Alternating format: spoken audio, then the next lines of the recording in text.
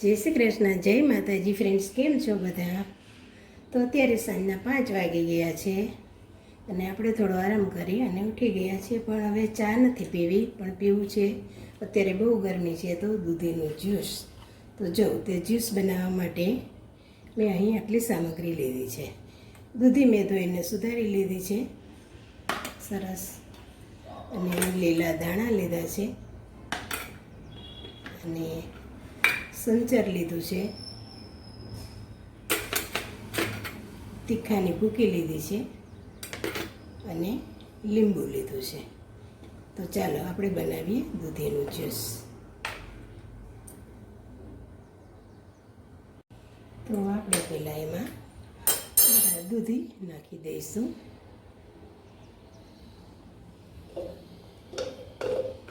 Cut કરેલી દૂધી નાખી દઈશું. પછી આપણે આ ધાણા નાખી દઈશું. ધાણા પણ મેં સુધારી અને ધોઈ લીધા છે. પછી આપણે એમાં થોડું સંચર નાખીશું અને થોડા કાળા મરીનો ભૂકો, તીખા, બરાબર, અને અડધું ફાડું લીંબુ નાખીશું આપણે.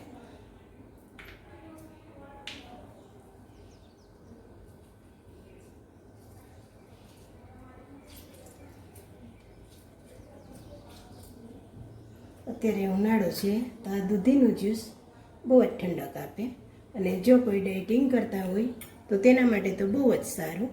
સવારમાં તમે 1 ગ્લાસ પી લ્યો આ દૂધીનું જ્યુસ તો તમને બપોર સુધી ભૂખ જ ના લાગે. ડાયટિંગ માટે પણ બહુ જ સારું છે. તો ચાલો હવે આપણે બનાવીએ જ્યુસ.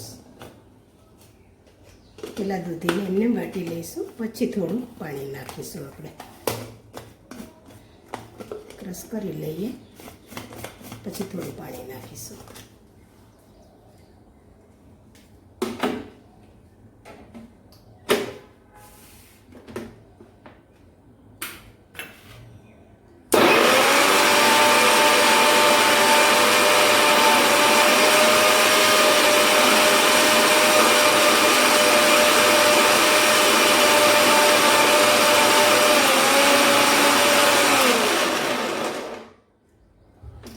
તો ફ્રેન્ડ્સ, હવે આમાં થોડું આપણે પાણી નાખવાનું.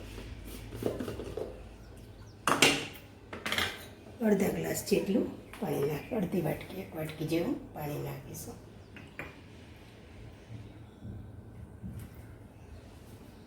ધાણાવાળી છે વાટકી, 1 વાટકી આપણે પાણી નાખીશું.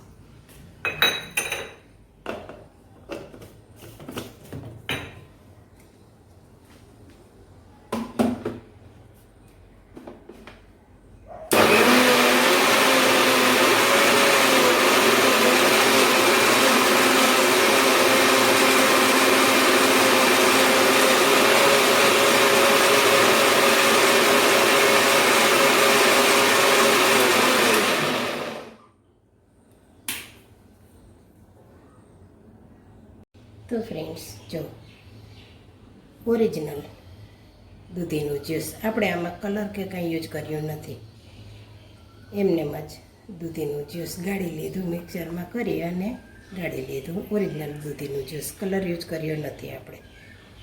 તો ચાલો બધા દૂધીનું જ્યુસ પીવા. કોને કોને ભાવે છે કમેન્ટ કરજો. અને કોઈને પગના તળિયામાં બળતરા થતી હોય, આંખોમાં બળતરા થતી હોય, અને આમ બહુ ગરમીવાળો કોઠો હોય તેના માટે બહુ જ સારું આ દૂધીનું જ્યુસ. તો બધા પીજો દૂધીનું જ્યુસ. જય શ્રી કૃષ્ણ.